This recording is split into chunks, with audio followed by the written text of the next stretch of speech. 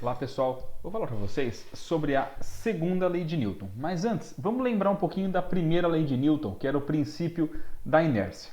Falava assim, que se a força resultante sobre um corpo fosse zero, ou ele estaria em repouso, ou ele estaria em movimento retilíneo e uniforme. Tá certo? De qualquer modo, então, se a força resultante fosse zero, o seu vetor velocidade seria constante. Seu vetor velocidade teria sempre o mesmo valor, a mesma direção e o mesmo sentido.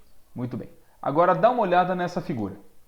Nós temos aqui um corpo em repouso, um corpo andando em linha reta sempre com a mesma rapidez, movimento retilíneo uniforme, um corpo andando em linha reta cada vez mais rápido, né? Então a velocidade aumentando de valor, e um corpo andando numa trajetória circular sempre com a mesma rapidez. Então a velocidade mudando de direção.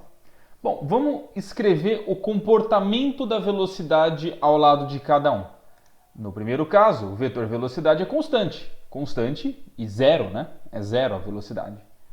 No segundo caso, o vetor velocidade também é constante. Por quê? É em linha reta e com a mesma rapidez. Tem o mesmo valor, a mesma direção e o mesmo sentido. Então o vetor velocidade também é constante.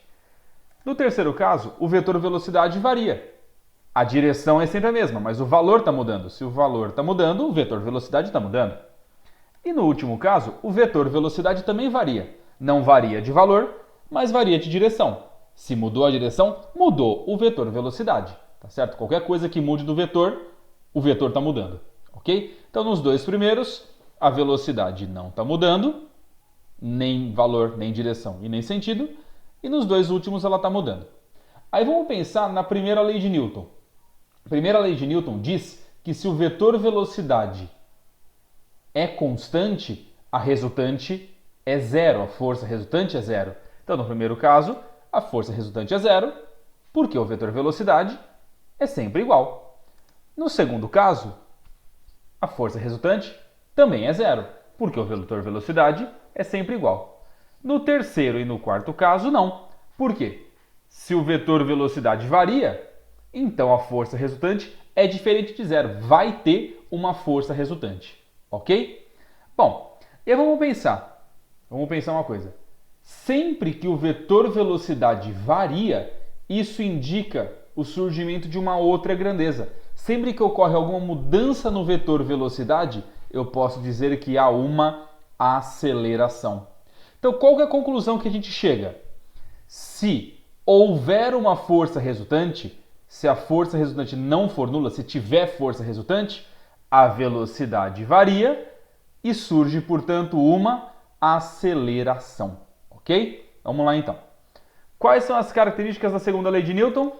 Quando a força resultante sobre um corpo não é nula, ou seja, quando tem força resultante, o vetor velocidade sofre alterações, sofre modificações e surge, portanto, uma aceleração. Importante, a força resultante e a aceleração vão ter a mesma direção e o mesmo sentido, ok? Então, força resultante e aceleração vão sempre apontar para o mesmo lado, beleza? Bom, olha essa animação. Eu vou fazer a mesma força numa bola de boliche, numa bexiga, e elas têm massas visivelmente diferentes.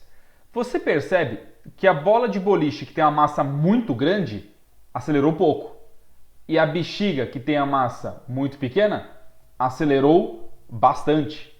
Então, o que a gente percebe? A gente percebe que se eu fixar a força, de maneira bem simples, né? Se eu deixar a força fixa, massa e aceleração vão ser grandezas inversamente proporcionais. Quem tem uma massa grande vai ficar sujeita a uma aceleração pequena. Quem tem uma massa pequena vai ficar sujeito a uma aceleração grande. Então a gente consegue sumarizar tudo isso nessa equação, que é a equação da segunda lei de Newton. Força resultante é igual a massa vezes a aceleração. Tá certo? Essa é a segunda lei de Newton. Força resultante é igual a massa vezes a aceleração.